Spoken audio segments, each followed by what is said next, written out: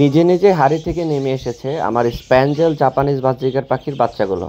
আসসালামু আলাইকুম, আমি আছি আপনাদের সাথে সোহাগ এবং আপনারা সবাই দেখছেন ইনসিয়াস বার্ড ভ্যালি।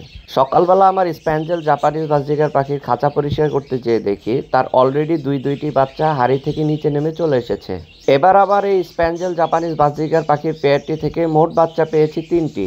এর মধ্যে একটি বাচ্চা হয়েছে ক্লাসিক, একটি বাচ্চা হয়েছে ক্রিমিনো ডিএফ এবং আরেকটি বাচ্চা হয়েছে হোয়াইট ডিএফ।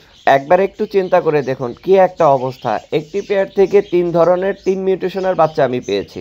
এটা আমার এই পেয়ারের সেকেন্ড টাইম ব্রিড। প্রথমবার এই পেয়ারটি থেকে আমি বাচ্চা পেয়েছিলাম 4টি এবং 4টি বাচ্চাই হয়েছিল ক্লাসিক। ওই বাচ্চাগুলো এখন যথেষ্ট পরিমাণে বড় হয়ে গেছে এবং বাচ্চাগুলোর বয়স প্রায় 3 মাসের কাছাকাছি।